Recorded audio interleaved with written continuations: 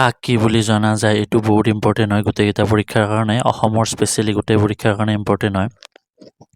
অগ্নিকবি কমলাকান্ত ভট্টাচাৰ্য অতীন্দ্ৰিয়বাদী কবি নলিনীবালা দেৱী অভিনয়াচাৰ্য ব্ৰজনাথ শৰ্মা অসম কেশৰী অম্বিকাগিৰি ৰায়চৌধুৰী এইটো চাগে সকলো জানে অসম গৌৰৱ হেম বৰুৱা অসমৰ ব্যাস ৰাম সৰস্বতী অসম হিতৈষী মাণিক চন্দ্ৰ বৰুৱা অসমৰ মীনা কুমাৰী অনুপমা ভট্টাচাৰ্য ইতিহাস ৰত্ন বেণুধৰ শৰ্মা ইন্দ্ৰধনুৰ কবি ডিম্বেশ্বৰ নেওগ উপন্যাস সম্ৰাট ৰজনীকান্ত বৰদলৈ এন ডি খুৰা ডাক্তৰ নগেন্দ্ৰ দত্ত কবিতা কোঁৱৰ অম্বেশ্বৰ চেতিয়া ফুকন কৰ্মবীৰ নবীন চন্দ্ৰ বৰদলৈ কৰ্মযোগী ভৱেন্দ্ৰনাথ শইকীয়া কলংপৰীয়া কবি দেৱকান্ত বৰুৱা কলাগুৰু হ'ল বিষ্ণুপ্ৰসাদ ৰাভা কাব্যভানু হ'ল হেম বৰুৱা কাব্যভাৰতী বুলি জনা যায় ধৰ্মেশ্বৰী দেৱী বৰুৱানী হৰিকাজাইৰ কবি ভৱানন্দ ৰাজখোৱা গণশিল্পী বিক্ৰম সিং য়েন গল্প সম্ৰাট বা কথাশিল্পী বুলি সৈয়দ আব্দুল মালিক এইটো ইম্পৰ্টেণ্ট হয় অলপ গীতিকবি পাৰ্বতী প্ৰসাদ বৰুৱা এইটো ইম্পৰ্টেণ্ট গোলাপী জামুৰ কবি নীলমণি ফুকন জগতগুৰু শ্ৰীমন্ত শংকৰদেৱ জননায়ক দেৱেশ্বৰ শৰ্মা জনশিল্পী জ্যোতিপ্ৰসাদ আগৰৱালা জেংৰাইৰ কবি অজিত বৰুৱা জ্ঞানমালিনীৰ কবি মফিজুদ্দিন আহমেদ হাজৰিকা তত্ত্বভূষণ ৰাজমোহন নাথ তপবৰ কবি অতুল চন্দ্ৰ হাজৰিকা ত্যাগবীৰ হেমচন্দ্ৰ বৰুৱা দানবীৰ ৰাধাকৃষ্ণ সন্দিকৈ দেশভক্ত তৰুণৰাম ফুকন দেশপ্ৰাণ লক্ষ্মীধৰ শৰ্মা দেশহিতৈষী বিমলা প্ৰসাদ চলিহা থিং এক্সপ্ৰেছ হিমা দাস ধন্যকবি বিনন্দ চন্দ্ৰ বৰুৱা নটসূৰ্য ফণী শৰ্মা নাট্য প্ৰভাকৰ সত্যপ্ৰসাদ বৰুৱা নাট্যাচাৰ্য ইন্দ্ৰেশ্বৰ বৰঠাকুৰ নিজৰা কবি শৈলধৰ ৰাজখোৱা নৃত্যাচাৰ্য যতীন গোস্বামী পণ্ডিত প্ৰবৰ কৃষ্ণকান্ত সন্দিকৈ পথাৰৰ কবি ৰাম গগৈ পাপৰিৰ কবি গণেশ চন্দ্ৰ গগৈ প্ৰকৃতি কবি ৰঘুনাথ চৌধুৰী প্ৰতিমাৰ খনিকৰ চন্দ্ৰকুমাৰ আগৰৱালা প্ৰাচ্য বৃন্দাৰ্ণৱ কৃষ্ণকান্ত সন্দিকৈ প্ৰেম আৰু ৰদালিৰ কবি হীৰেণ ভট্টাচাৰ্য ফুলৰ কবি পদ্মধৰ চলিহা মুকুল বনৰ কবি আনন্দচন্দ্ৰ বৰুৱা বন কোঁৱৰ আনন্দীৰাম দাস বনফুলৰ কবি যতীন্দ্ৰনাথ দুৱৰা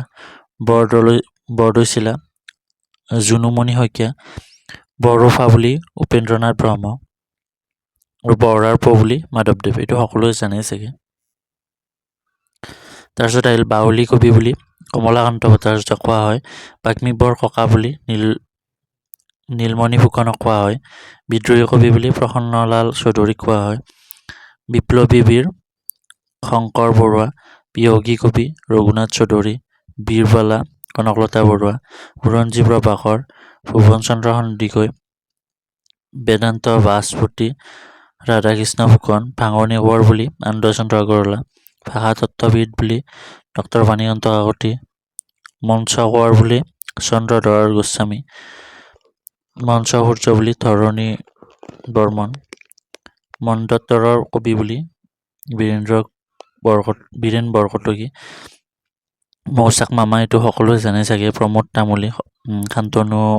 তামুলীক কোৱা হয় মৌচাক এখন গ্ৰন্থ হৈছিল যাদু সম্ৰাট বুলি এম হুছেইন ৰত্নপুৰৰ ৰত্ন বুলি ভৱানন্দ ৰাজখোৱা ৰসৰাজ লক্ষীনাথ বেজবৰুৱাক কোৱা হয় এইটো সকলোৱে গমেই পায় ৰূপকোঁৱৰ বুলি জ্যোতিপ্ৰসাদ আগৰৱালা ৰূপালী কুঁৱৰী বুলি আইদেউ সন্দিকক জনা যায় লুইত কোঁৱৰ বুলি ৰুদ্ৰ বৰুৱাক লোকনায়ক বুলি অমীয়া কুমাৰ দাস লোকপ্ৰাণ বুলি মতিৰাম বৰুৱা লোকপ্ৰিয় বুলি গোপীনাথ বৰদলৈক লোকবন্ধু বুলি ডাক্তৰ ভুৱনেশ্বৰ বৰুৱাক কোৱা যায় লোৱা মানৱ বুলি বিষ্ণুৰাম মেধিক এইটো বহুত ইম্পৰ্টেণ্ট হয় শেৱালী কবি বুলি ৰত্নকান্ত বৰকাকতিক ফণীত কোঁৱৰ বুলি গজেন বৰুৱাক আৰু সৰস্বতী বুলি নিৰ্মল প্ৰভা বৰদলৈক কোৱা হয় সংগীতাচাৰ্য বুলি লক্ষ্মীৰাম বৰুৱাক সাহিত্যৰত্ন বুলি চন্দ্ৰধৰ বৰুৱা আৰু হৰিনাৰায়ণ দত্ত বৰুৱাক দুকো কোৱা হয় সিংহপুৰুষ বুলি ৰাধা গোবিন্দ বৰুৱা এই দুটাৰ কিন্তু কনফিউজন হয় সিংহ বৰুৱা হ'লে ৰাধা গোবিন্দ বৰুৱা হ'ব আৰু লোহ মানৱ হ'লে বিষ্ণুৰাম মেধি হ'ব। সুধাকণ্ঠ হ'লে সুধাকণ্ঠ এইটো চবেই জানে, ডাক্তৰ ভূপেন হাজৰিকা। সেউজ কোঁৱৰ বুলি পৰাগধৰ চলিহাক। সুগন্ধি পখিলাৰ কবি বুলি হীৰেণ ভট্টাচাৰ্য। হস্তিকন্যা বুলি প্ৰতিমা পাণ্ডে বৰুৱা। হস্তিৰাণী বুলি প্ৰতিমা বৰুৱাক কোৱা হয়। আৰু নেক্সট পাৰ্ট আহিছে, এইটো কাক কি বুলি জনা যায়, এইটো মানুহৰ হয়, ব্যক্তিৰ হয়। আৰু নেক্সট আহিব ঠাইক কাক কি বুলি জনা যায়, সেইটো ইম্পৰ্টেণ্ট হয়। অসম এক্সামৰ গোটেইখিনি ইম্পৰ্টেণ্ট হয়, অসম এক্সামৰ কাৰণে, স্পেচিয়েলি অসমৰ কাৰণে। Thank U.